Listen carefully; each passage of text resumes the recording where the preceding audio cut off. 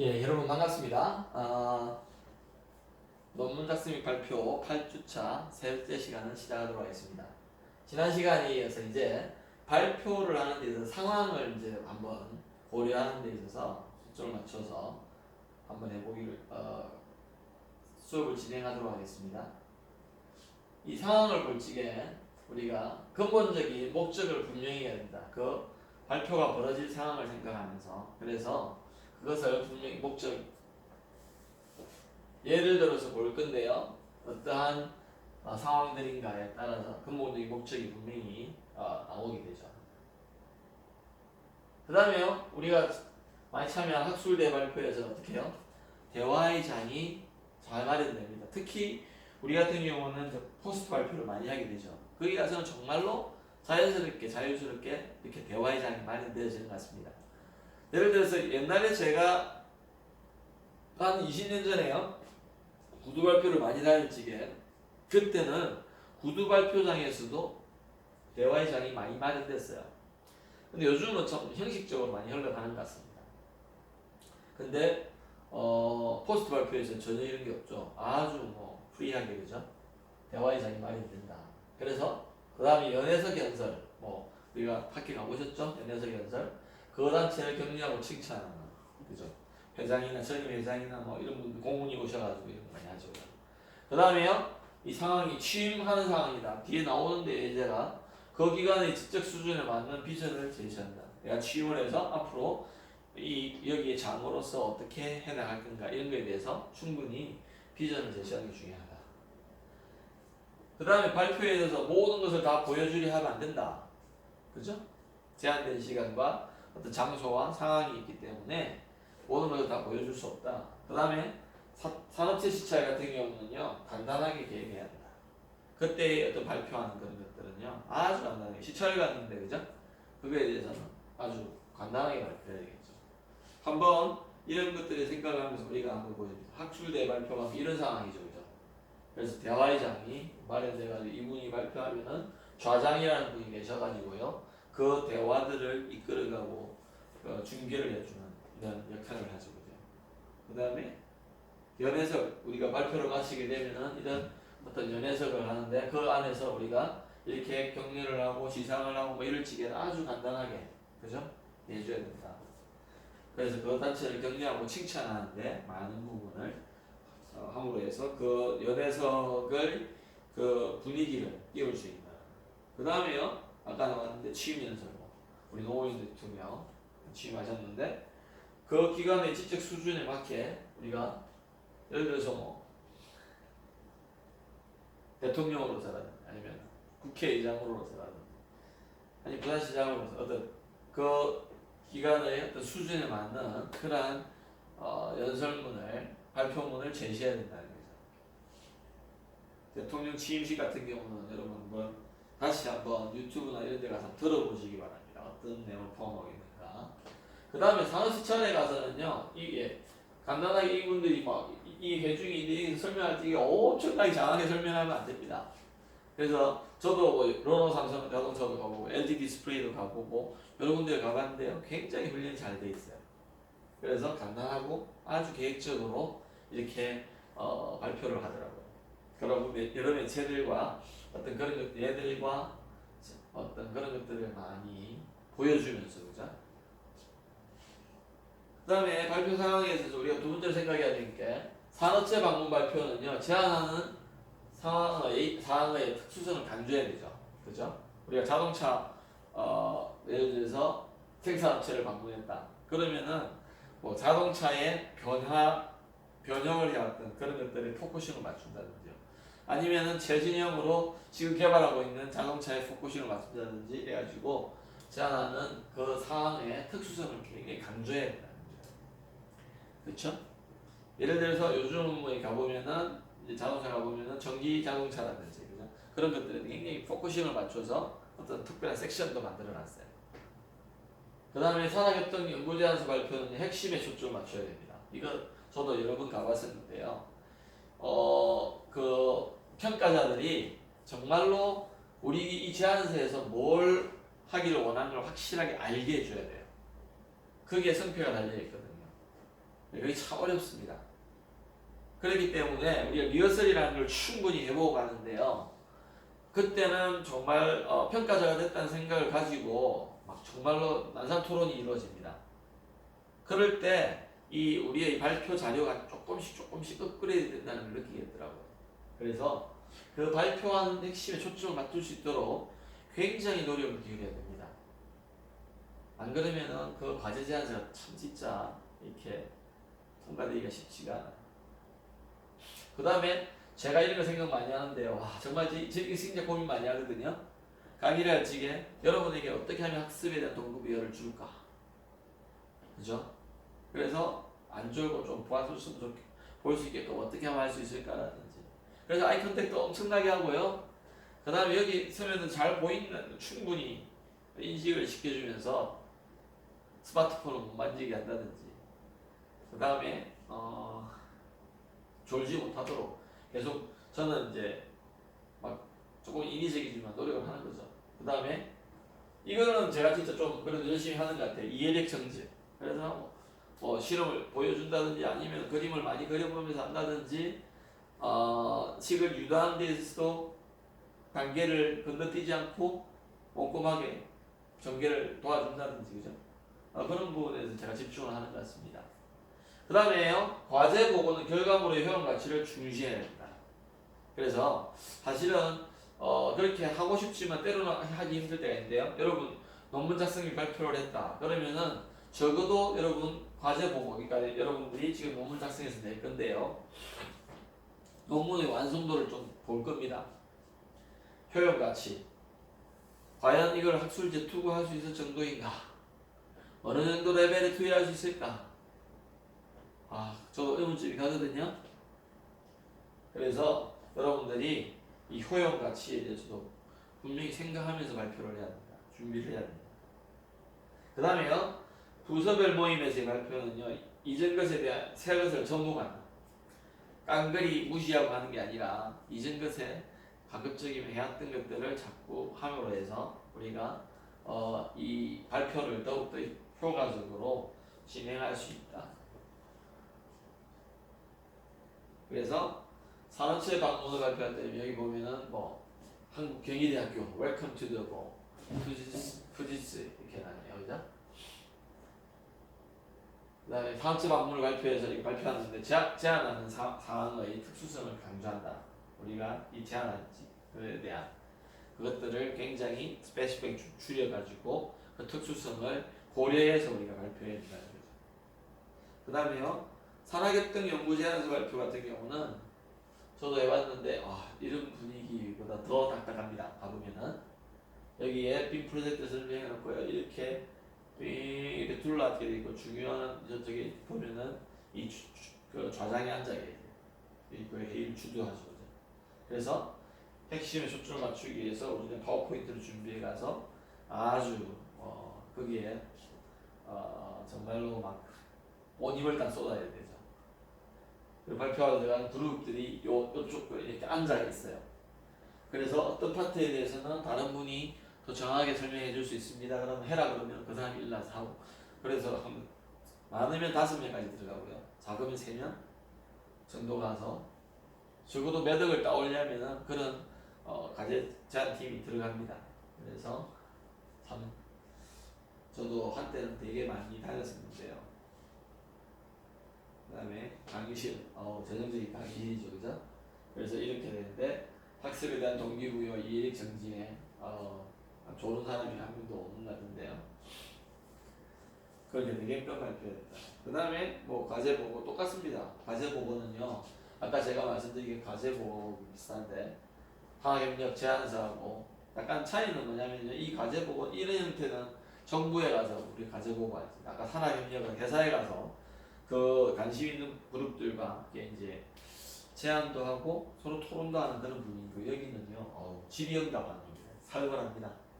요즘 가보면요 노트북이 전부 다 한 대씩 다 올라와 있어요. 그 다음에 이 사람이 발표하는 게 그 자료가 다 탑재되어 있습니다. 보면서 이분들은 사전에 그걸 충분히 읽고 오는 거예요. 그래가지고 약점 부분을 굉장히 예리하게 질문하시죠.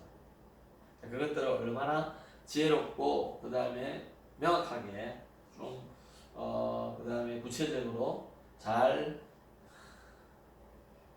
이겨내고 넘어가느냐에 따라서 가제 점수가 달라집니다.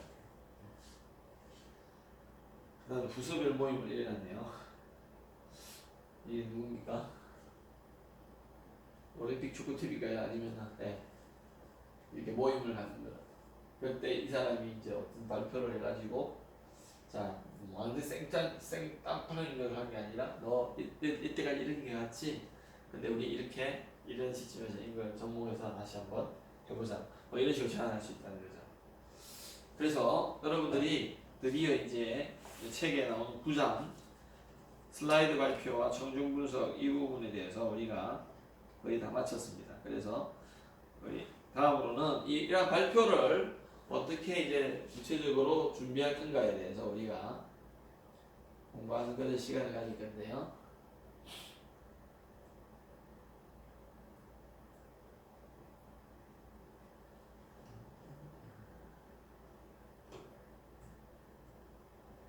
그래서 9장 여러분 책에는 10장인데요. 발표 자료 준비 및 연습. 자, 계속해서 이제 발표 자료를 준비하는 것과 특히 연습을 굉장히 강조를 많이 했습니다. 여러분들에게는 이게 두 개가 다 참 필요한 부분이에요. 발표를 잘하는 것은요, 이거를 잘함으로 해서 발표가 좀 그래도 어느 수준 이상의 발표가 되어지는 전문가 수준은 아니라도 그렇게 될 찬스가 높아집니다. 그래서 우리가 이 구장에서는요, 여러분 구체적으로 발표 자료를 어떻게 우리가 취득해 갈 건가, 획득해 갈 건가, 그 다음에 그 자료를 제공하는 웹사이트를 우리가 많이 이용을 해야 돼요. 어떻게 표현할 건가? 한번 구체적으로 나중에 보십시다. 그 다음에 시각적인 자료, 이런 PPT처럼 이런 것들을 작성하는 요령에 대해서 나오고요. 그 다음에 발표 점검 문항이라든지 제가 말씀드렸죠? 여러분이 발표를 하면서요, 리허설을 하면서 계속 이 점검을 해야 된다는 겁니다. 그런 것들에 대해서 살펴보고요. 그 다음에 발표 사례를 한번 보십시다. 자, 우선 1절에서는요, 자료 획득에 대해서 우리가 생각해 볼 건데, 발표 자료를 어떻게 획득할까? 그래서 발표자의 연구 능력은요, 잘 보세요. 자료 수집과 처리 능력에 달려있다. 대단하다, 그죠? 연구 능력이 있잖아요. 여러분, 자료 수집은요, 인터넷 찾는 자료 수집이지만 어떻습니까? 실은 데이터를 한 개 만들어내는 것. 물론, 여기 처리 능력인데요. 그런 것들에 달려있다는 거예요. 자료 수집은 어떤 거냐면요. 논문 발표를 할 적에 어떻습니까? 서론 같은 거 보면 이거 잘하는 사람들 많더라고요. 부러워요. 인터넷을 뒤져서 정말로 관계되어 있는 아주 정말 팬시하고 멋있는 그림들을 가져오는 거예요. 자료를. 물론 그 참고 그 인용 그걸 다 달아줍니다. 요즘은 그 우리가 앞에 배웠지만 카피라이트 이런 게 굉장히 강하게 걸려 있었기 때문에요. 그거를 영리 목적으로 사용하지 않는다면 꼭 달아주는 게 좋은 거예요. 이게 굉장히 인상적인 말입니다. 연구 능력이요, 이거하기 때문에 실험을 잘하는 게 아니라 되게 근데 이게 많은 게 들어가 있습니다. 왜 그러냐면요, 여러분이 로 데이터로요 어떤 실험을 해가 자료를 얻었다 하더라도요, A, B, C라는 사람한테 그걸 똑같은 데이터로만 줬을 적에 만들어내는 자료는 다르더라고요. 제가 보니까 성적이 달라요. 그러니까 정말입니다. 그래서 사실은 이번에 여러분들한테 똑같은 데이터를 줘볼까 하는 생각도 했습니다. 왜요? 한 데이터를 줬는데 세 개의 다른 논문이 거의 나올 거예요. 물론 내용 거기에서 데이터가 같기 때문에 뭐라 그럽니까? 주안점이라든지 설명하는 그런 내용들은 굉장히 비슷하겠죠. 그러나 표현이라든지 구체적으로 들어가면 특히 아마 로 데이터만 주면요, 처리 능력이 달라요. 분명히. 그 다음에 자료 획득에 있어서 기본적인 도구는요, 필기구예요. 필기구. 그 다음 메모지, 아이디어 공책. 그래서 노트라는 걸 준비한다. 우리가 연구 노트를 준비하는 이유도 여기 있고요. 그 다음에 여러분들이 인터넷 사이트를 찾는다 하더라도요. 메모장, 그러니까 컴퓨터에 있는 메모장을 쓰더라도 우리가 이 대신할 수 있는 이런 것들이 있다. 요즘 뭐 젊은이들 그렇게 많이 하죠, 그죠? 맞습니까? 펜으로 잘 안 적잖아요. 저는 펜으로 적기도 하고 그거 사용할 때도 있습니다. 좋은 점이 많더라고요. 거기 메모지에 옮겨놨다가 아이디어 이제 키워드 옮겨놨다가 검색할 적에 카피 페이스트 해가지고 검색 엔진에서 바로 갖다 쓸 수가 있죠. 타이핑할 필요 없이. 그런 걸 이용하기도 합니다. 그 다음에 획득하는 도서관이나 웹사이트 한번 말씀드렸듯이 유용하다. 그 다음 판권 허용 범위는 아까 카피라이트 말씀했습니다. 타인의 자료를 이용할 수 있다, 인용할 수 있다. 그림이나 사진이나 통계 자료 이런 것들은 사실은 안 가져오면 안 됩니다. 우리가 그런 거 만들 수가 없거든요. 그러니까 저도 신소재공학에 대해서 이제 할지게 보면 뭐 발표 자료를 만드는데요. 뭐 구글에 가면 진짜 검색 해보면 좋은 자료가 너무 많아요. 그러면 써도 되는 게 있고 안 뭐 제한되고 써야 되는 게 그 카피라이트 표시가 있거든요. 그걸 보면서 우리가 인용을 합니다. 그 다음에 규칙적인 저장으로 해가지고 내가 해놓은 것들을 잘 저장하고 관리를 해야 된다는 거죠. 관리. 그래서 디렉토리 같은 것도 잘 만들어가지고요. 왜냐면 몇 개월 지나서도 좀 기억이 나야 되잖아요. 그래서 자료에 어떤 손실을 막기 위해서 아니면은 제가 이제 그 자료가 어디까를 기억 못하는 그런 걸 막기 위해서라도 규칙적인 저장이 필요하고 관리가 필요하다. 그래서 이런 자료 획득을 위해서 우리는 전략이라는 게 필요하다는 겁니다. 이게 참 중요한데요.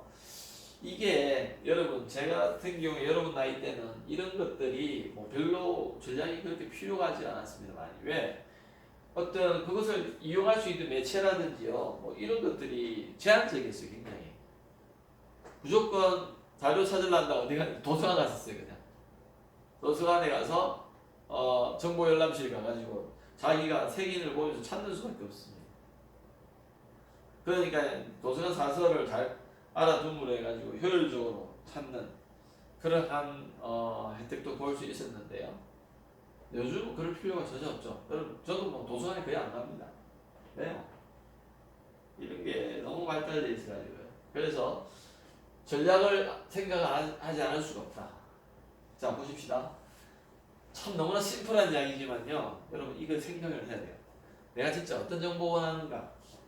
자, 발표를 하려고 한다? 그러면은 그 발표하는 내용에 대해서 정말로 도입 단계에서 어떠한 자료들을 내가 이용하고 제시함으로 해서 아까도 말했지만 정말로 라이트 스타트를 할 수 있는가 이런 걸 생각하면서 어떤 정보를 원하는가 우리 충분히 고민해 봐야 된다는 거죠.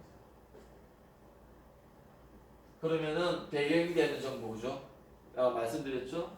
논문 발표하려면요.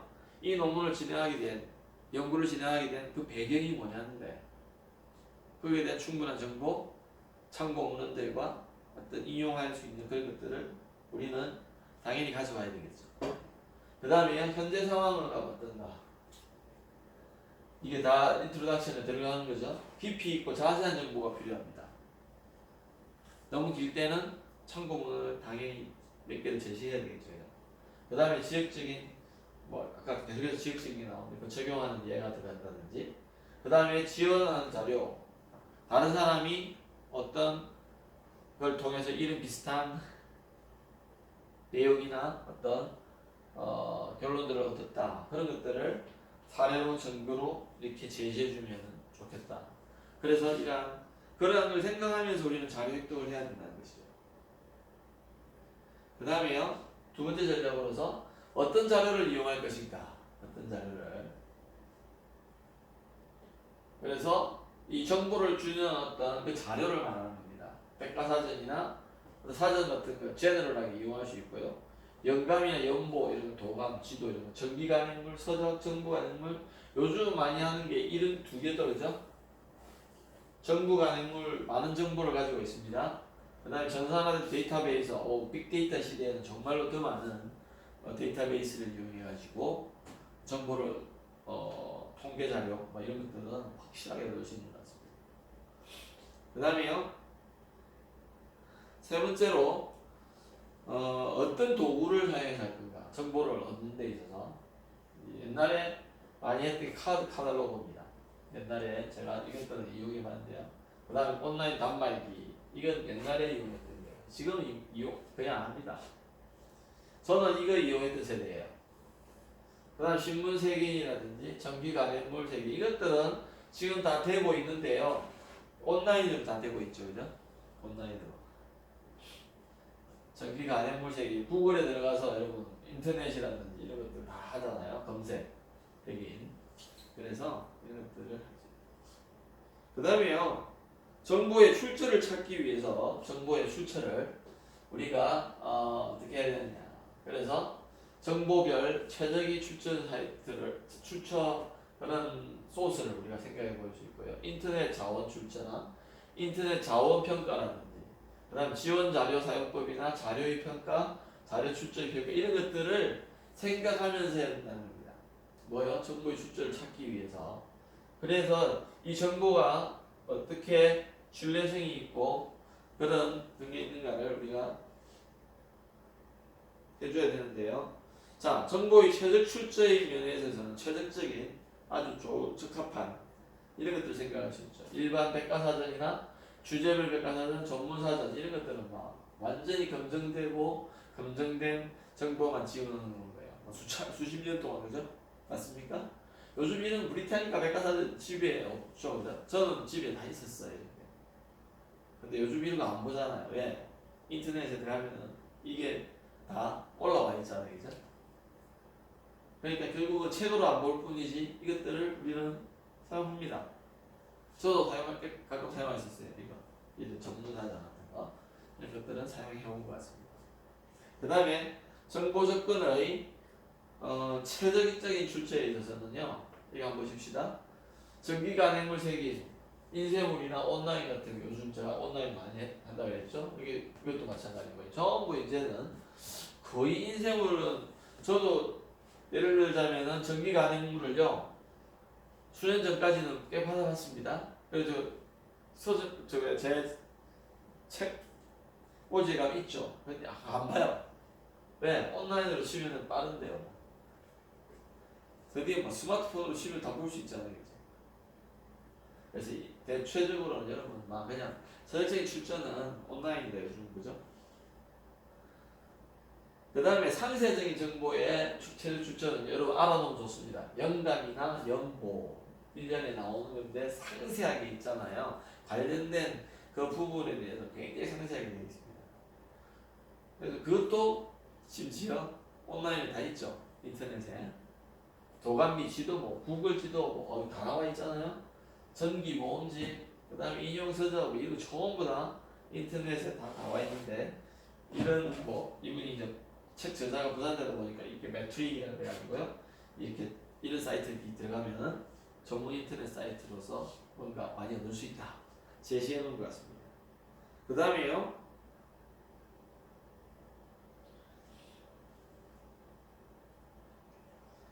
최신 정보의 최적 출처는요. 사실적인 모음집이라든지 전기 간행물의 최신 정보가 있습니다. 그 다음 신문은 뭐 최신 글을 실을 수밖에 없고요. 그 다음 인터넷의 뉴스 사이트 같은 거 최근 뭐 일주일, 2주 안에 나온 거를 모아서 본다든지 이런 것들은 좀 필요한 것 같습니다. 발표의 어떤 그 종류에 따라 다르지만요. 적어도 1개월, 2개월 안에 나오는 어떤 최신 정보들을 실을 수 있으면은 굉장히 인사이트를 강하게 줄 수 있죠. 그 다음에 뭐 지역별로 되어 있는데 도서관 지역별 자료 모음집이다. 그러니까 예를 들어서 이런 것들은 뭐 지역의 문화라든지 지역의 어떤 걸 가르치기에는 이런데 지방신문이라든지 이런 지방잡지 이런데 구체적으로 참고할 만한 내용들이 많이 나오겠죠. 그래서 그런 거를 가르치기에는 최적적인 것은 그 지방에 있을 거다. 그래서 우리가 그다음에요. 다음 시간에는요. 이 우리가 이렇게 찾은 발표 자료를 어떻게 평가할 건가. 저도 근데 논문을 우리가 할 적에 참고문헌도 예를 들어 20편, 30편을 찾아놓고 이러한 기준으로 해서 우리는 중요도를 이렇게 매기죠, 그죠? 그래서 평가를 하게 됩니다. 그 평가는 그거와 어떻게 평가할 건가. 그 다음에 오늘 여기까지 해야 되겠네요. 보십시다. 구정 1절을 마칠게요. 적절한 자료인가? 최신 자료인가? 당연하죠, 그죠? 그 다음 다른 전문가들도 수용하고 있는 얼마나 인용되었는가를 보면 압니다, 이거는. 그 다음에 완전한 자료인가? 적절한가? 비슷한데. 이건 좀 다른 말이죠, 그죠? 이게 어떤 자료를 읽어보면요, 거기에 명확성이나 아니면은 얼마나 정도의 어떤 마진이 있는가, 오류가 있을 수 있는가, 그런 거에 대해서 적어놨는 거예요.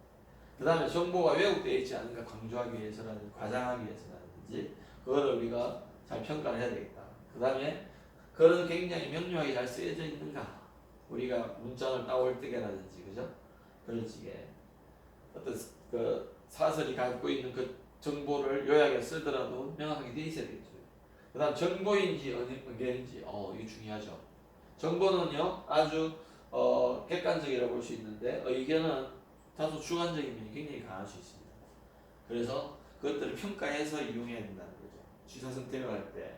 그 다음에요 자료의 출처는 확인되었는가? 당연하죠. 그 다음 출처의 증명이 명시되어 있는가? 출처의 증명. 그래서 이걸 따질 적에는요 출처는 영향이 있는 곳인가, 대학인가, 연구소인가, 아니면은 기업체인가, 언론사인가, 전문성이라든지 이런 것들을 볼지 영향이 있는 곳인가.